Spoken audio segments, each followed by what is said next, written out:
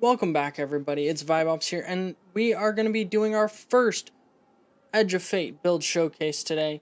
I'm really excited about this, and let me tell you, this expansion made one of my favorite builds so much better. Alright, let's jump right into it. What we're going to be doing is a good old-fashioned Gyrfalcon Hauberk's build. Now, this is a pure void build. You can use prismatic for it, but for this build showcase, we're going to be just using the void. And here we go. Let's jump into it. So, starting off, Nightseeker. I like using Deadfall. You can use Mobius Quiver. You can use Spectral Blades for this, but for this, we're going to be using Deadfall. Now, believe it or not, I am running the Marksman dodge instead of the Gambler's dodge, and I'll tell you why a little bit later as we get going. Triple jump is just what I prefer to use. You can use any jump that's comfortable for you. Snare bomb, obviously, it's our only option. And then the vortex grenade, because pulling everything into that vortex really is quite good. Now, for our aspects, and this is where it's going to differ from our pre-Edge of Fate build, is we're going to be running Stylus Executioner, so that we can continuously get that invisibility, because killing a weakened target allows us to go invisible again. And then Trapper's Ambush, just to guarantee ourselves an invisibility in case we need to get out of a sticky situation or something like that. You can use Vanishing Step, you can use On the Prowl, but for this I'm going to be using Trapper's Ambush because I like it. For our first fragment, we're going to be using Echo of Expulsion. Now, I'm using this because it gives us that plus 10 to our super. The void ability causing targets to explode does help, but that's not the main reason we're using it. Echo of Harvest. Echo of Harvest, defeating a weakened target creates an Orb of Power and a Void Breach. This is going to be important because this is going to allow us to use Echo of Starvation in picking up a Void Breach or an Orb of Power grants us Devour. Now, this is going to be key to our survivability because we're going to basically constantly have Devour up. And for our final fragment, we're using Echo of Dilation. Now, this active isn't necessarily the reason you're going to be using it. You're going to use it for the plus 10 on your weapon and then plus 10 on your super as well. While crouched, you sneak faster and gain enhanced radar. It's just having that plus 10 and plus 10 is really good. You can change it out for something else, maybe Echo of Undermining to weaken more targets with your grenade, but that minus 20 on your grenade is rough, and so on and so forth. You could also do something like this, where your Vortex Grenade is going to have a longer duration. Combining that with the Echo of Expulsion could be good, but we're going to keep it here for now. For that plus 10, just to give us some more stats. Now, if you've seen any of my other build showcases, you know that I always talked about having that 100 stat in your resistance tab, in your resistance stat. That no longer exists in Edge of Fate, so you don't need to worry about that. Your health stat is not the same thing. This just basically is recuperation. And so you don't need to worry about having that anymore, unless you really want flinch resistance. Now, for this build specifically, we're going to have our melee up to 100, or as high as you can get it. It doesn't necessarily need to be 100, it just needs to be above 70. And then our class needs to be above 70 as well. The reason being is on Hunter, your class stat at the stat number of 70 does what it used to do pre-Edge of Fate. So meaning if you have below 70, you will not, and you have Gambler's dodge on for something, for say. If you have below 70, then when you dodge, you will not get a full melee charge back. If you have 70 or above, you will. Those are the two main stats you want to think about. Beyond that, having increased grenade or increased super could be good. Increased super especially because then you'll get your super back more often. But it's not necessary. Moving on to our mods, I'm running melee mods for the most part just to get my melee all the way up to 100. And what that does is it just gives us our melee back really fast. I mean, you can see the cooldown is knocked down all the way down to 45 seconds, which is pretty dang fast. And then I've got Harmonic Siphons on just to get those more Orbs of Power, which is going to give all of our abilities back faster. And then a Heavy Ammo Finder to increase our heavy ammo yield. Moving on to our arms, we've got another melee mod. We've got heavy-handed, power melee, final blows. We're actually going to change this out because we're not going to be getting a lot of that. So what we're going to do is we're going to switch it out to momentum transfer. We're going to switch this one to momentum transfer too. Actually, yeah, because we're not going to be doing a lot of damage with our powered melee. Our powered melee is mostly going to be making us invisible. And so what this is going to do is every time we use our grenade, we're going to reduce our melee cooldown as long as we're doing damage with it. And then for our final, what we can do is we can throw on... Would we want to throw this on when your melee is trying to fully expended armor charge consumed and you gain a melee back? That could actually work really well. Or this, you gain extra bonus melee stat while you have armor charge. That could also be good too. Let's do that. Let's throw that on and let's see how that works. Because we're going to want to be getting our melee back a lot because that's going to keep us invisible. We're going to be able to use our Trapper's Ambush to get our melee back very often. Now, moving on to our Gyrfalcon Hauberk. This is the main exotic we're going to be using for this build. The reason is, every time we come out of invisibility, our void weapons are going to gain volatile rounds, which means we're going to basically have full volatile rounds 24/7 and be going invisible 24/7 with that Styler's Executioner. That's why we want that on there, is because we're going to always have volatile rounds, which means we're always going to be void debuffing enemies, which means we're always going to end up a bit invisible again.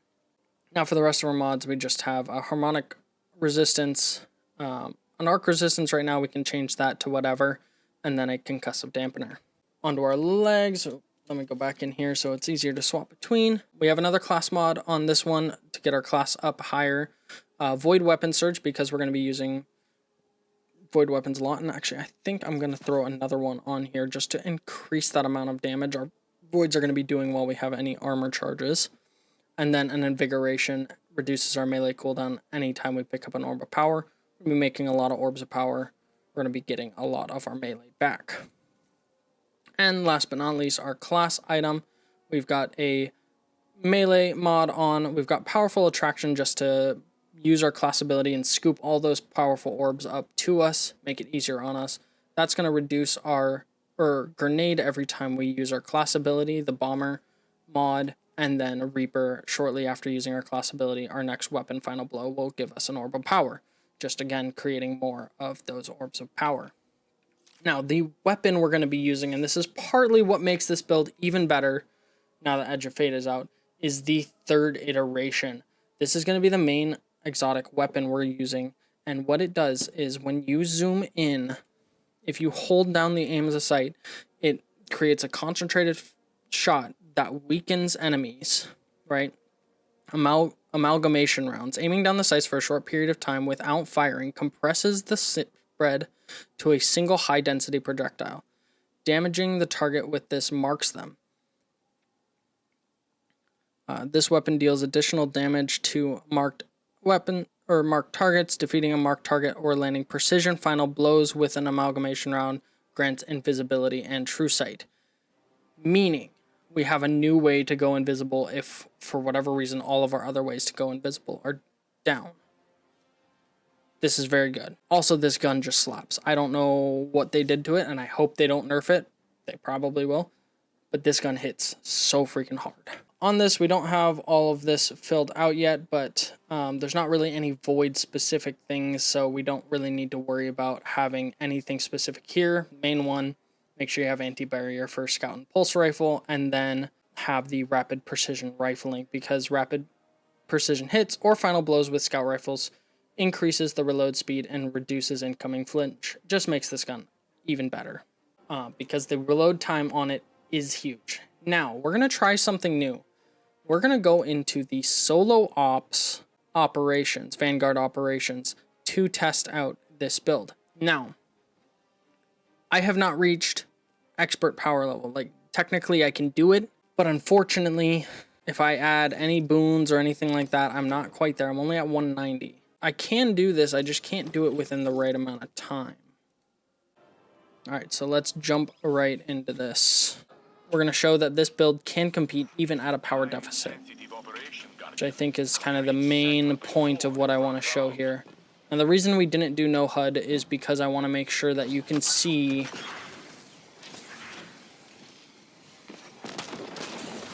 what I'm doing here.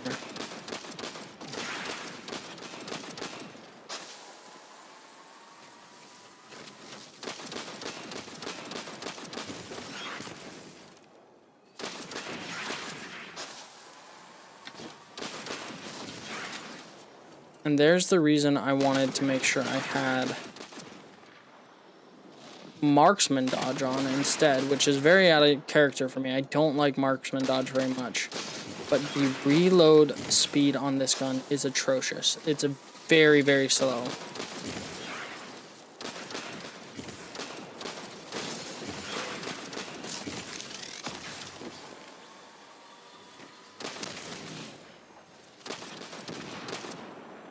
Alright, so the goal of this is to kill all the enemies and destroy the mounts. So we're actually doing this much better than I expected.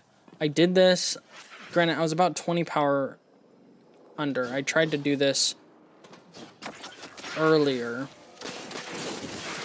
and I was about 20 power less than what I am now, and it was brutal.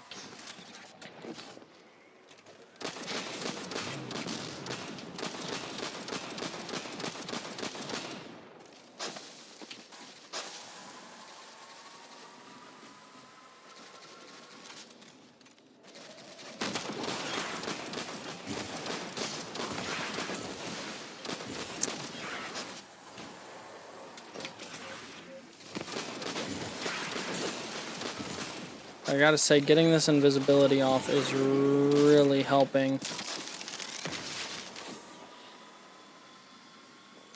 We've already got our ult up again.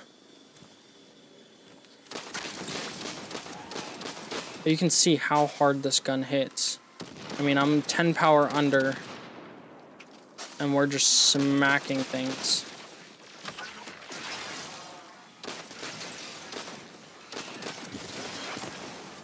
Okay, gotta be careful with those. If you kill the middle body first, then the little guys turn into homing grenades and they just run at you. That was blinding.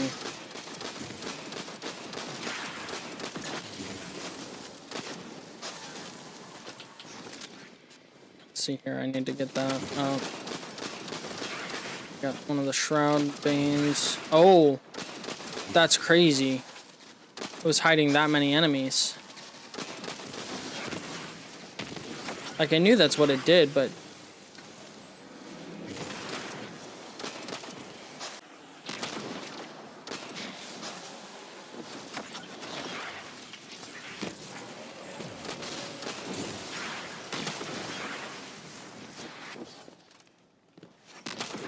You can see how it marks them.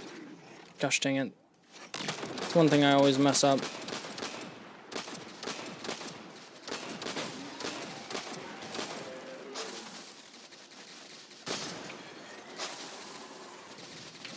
You gotta make sure when shooting those guys, or shooting your powered shot, that you have some shots to follow it up, because you do a bunch of extra damage afterwards.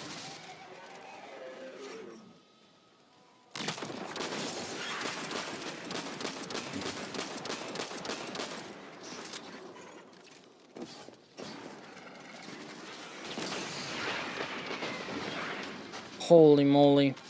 See what I mean? I mean, I got hit twice there and I'm almost dead. Gotta be careful on this one. Now, I haven't used my super yet, and that's because I'm waiting until a little bit later in the fight. But with the amount of orbs of power I'm using realistically, especially earlier on, I probably could have used it pretty frequently. Alright. Really? Okay. I was like, why isn't he moving? So he's gonna go up there, he's gonna make some of those for me to shoot.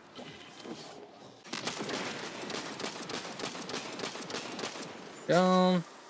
He's gonna come out right there. I'm actually just gonna hit him with my ult, make it easier on myself.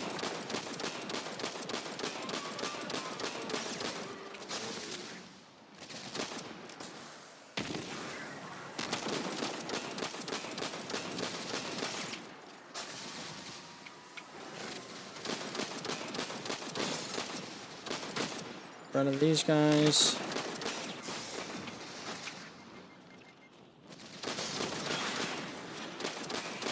Gotta be careful of those freaking hobgoblins. They do not like us.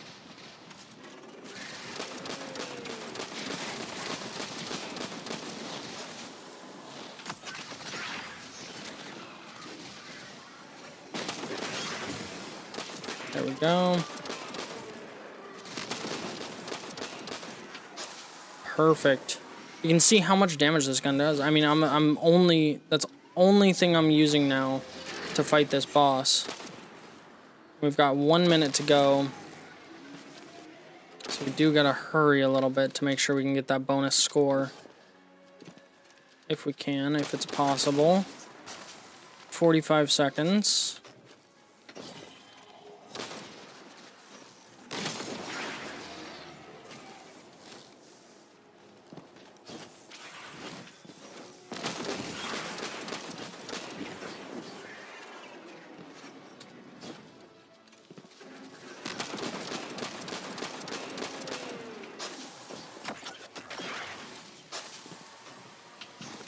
Roll, we're gonna hit this. We're gonna miss the nade, of course.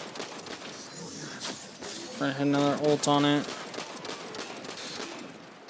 We're just barely gonna miss the time limit. And see, I didn't think we would hit the time limit. And we could use our heavy here. I don't think it'll make much of a difference. Yeah, see, I'm doing less damage with my heavy than I am with this thing. Which is just wild.